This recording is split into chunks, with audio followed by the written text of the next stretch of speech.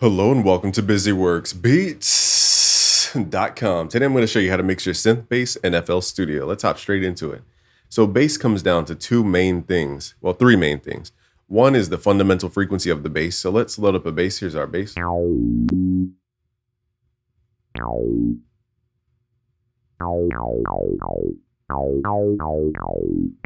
Okay, so I want the bass to be a little more thick. Okay, so firstly, let's send it to the mixer. Hit Control L.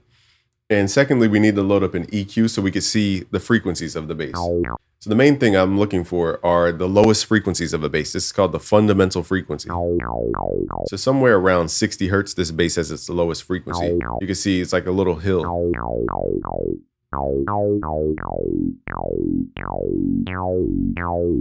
Okay, so I found that the sweet spot for bass is 60 hertz, boosting this up, and then 60 to 75 hertz.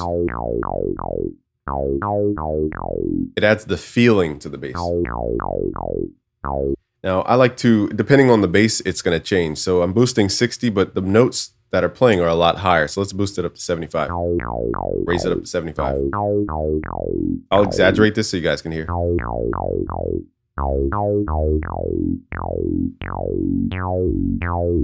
And I like that tone at 75. That even sounds good at 12 dB.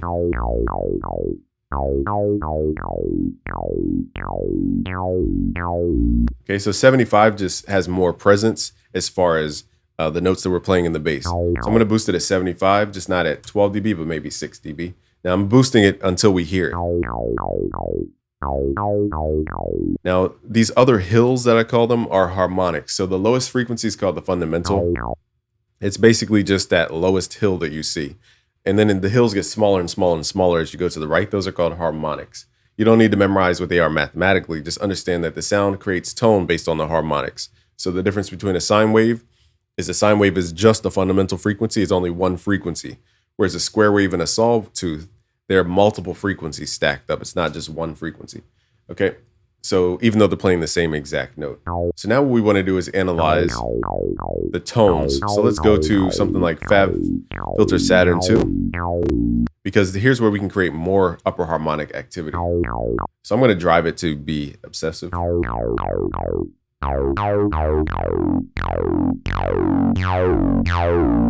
we're creating what are called upper harmonics to the sound.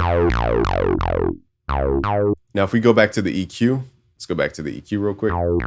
You'll see that there's a lot of harmonics around like 500 hertz, but then there's this gap between 100 to 200. So I want to fill in that gap. So what I'll do is, to make it full, we need more frequencies. Okay, so to fill in that gap, what I'm going to do is, let me pick a smaller zone here. We're going to saturate only the low end so that we're creating what are called upper harmonics, okay, which are multiples of a specific frequency. It sounds more complicated than what it is. Basically, we're just going to solo. Let me up my buffer because it's starting to act crazy. There we go.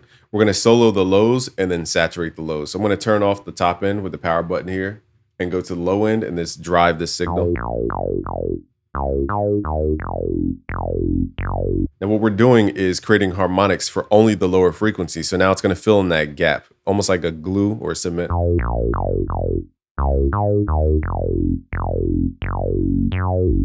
There's different types of saturation. You could try saturation, tape modes.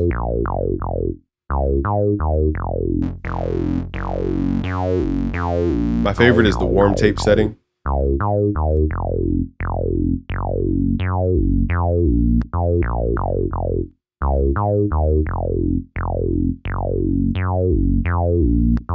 you can see when I put it on high quality, you feel some of the bass a lot more.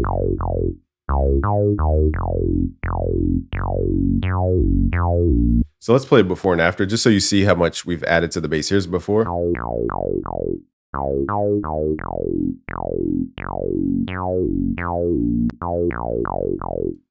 Here's after.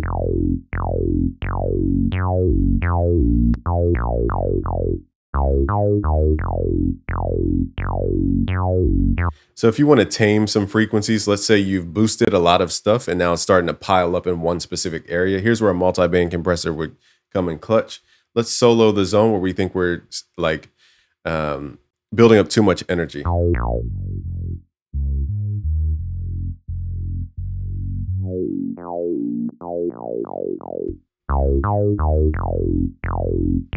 Okay, so you can set this to a faster attack. There's no rules for how you set it. It just depends on how much tone you want. But let's lower the threshold till it's like quiet. So this will tame the tone and just keep it leveled. And then you can slowly pull it back to make it more dynamic. And keep in mind, transients or the sharpie parts of sound are what keep the ear interested. So if you take away all the transients, it's not going to keep the ear interested. And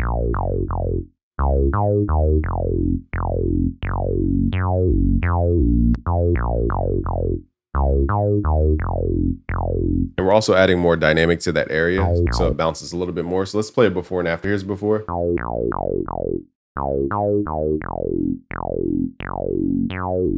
Here's after.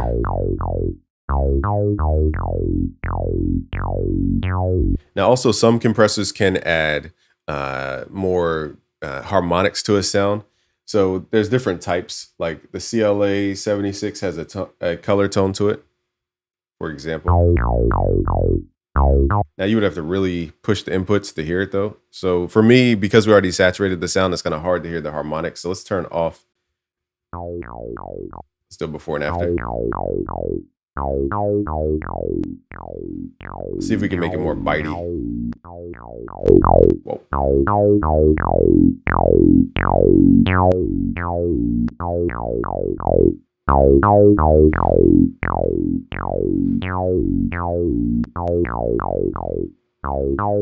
Not hear much tonal change. Okay, so there's different versions of this plugin too.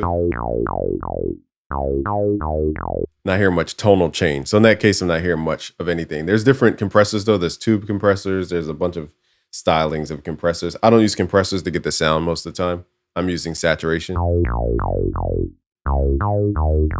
Nextly, we want to widen out the sound. If you want your bass to feel real, like it's in a real place, giving it real features like reverb or width or chorus can make it feel like it's coming from a place.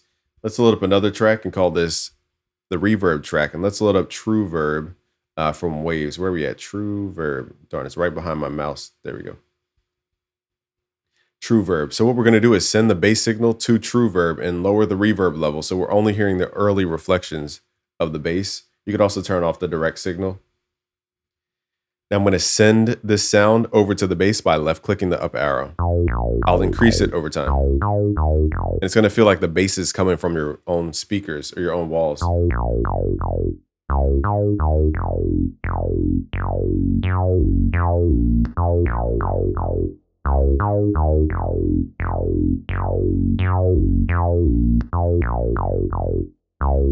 that's a real subtle way to make your bass feel alive, is just add that subtle amount of reverb.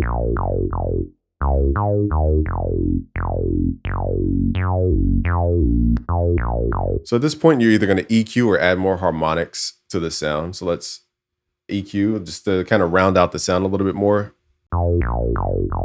We could boost the area where we added those harmonics. But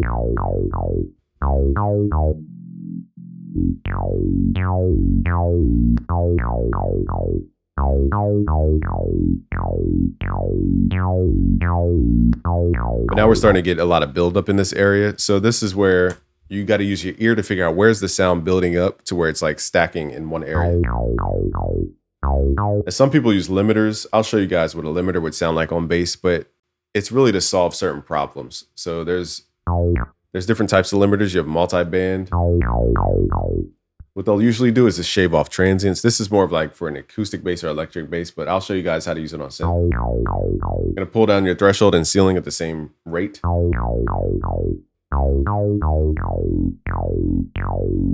But that takes away some of the life. Okay, so in context, that might be cool to kind of keep your bass sitting there, but for this solo track, it takes away the bounce.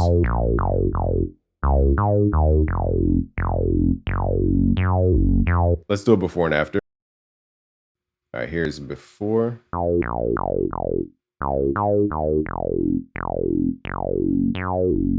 Here's after.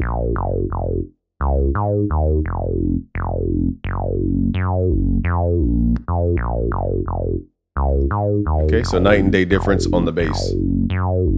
So again, you could pull back or add to any one of those parameters, the harmonics. You could add to the EQ. You could add to the reverb. You can even add to the multi-band tonal shaping. But those are the keys to getting your bass to really hit right. I'll show you guys one last tip, which is expansion, not compression, but expansion. So let's say let's take this in the opposite direction. Let's go to range. Let's pull it up to 3 dB. And let's say that every time the bass hits, we want it to boost up part of the sound. So we want to make this more transient. Let's say we want to boost that every time. So let's lower the threshold so it triggers and then have a fast attack. And the release is how long the transient will be boosted. And our range is how much dB we're going to add to it. And also, I forgot, we got to put it on expand mode here.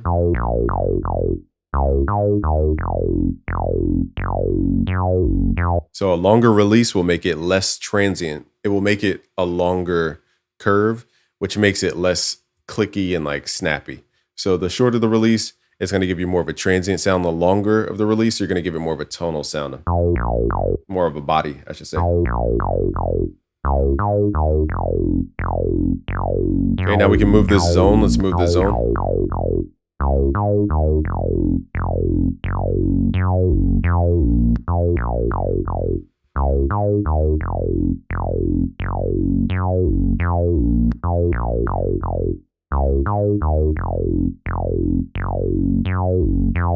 Let's play it before and after.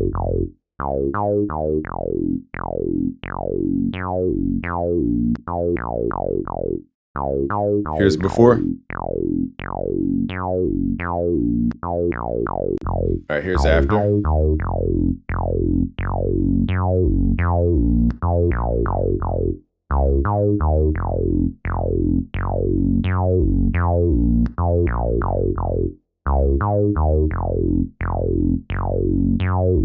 All right, so that's how you can mix your bass to sound more full. Thank you guys for watching. Go to busyworksbeats.com. Look for the mixing fundamentals if you guys want to learn how to mix full songs, acoustic songs, different genres like hip hop, trap. And just go to busyworksbeats.com. And we also mix vocals in there too. Go to busyworksbeats.com and look for the mixing fundamentals. I'll leave a link below. Peace.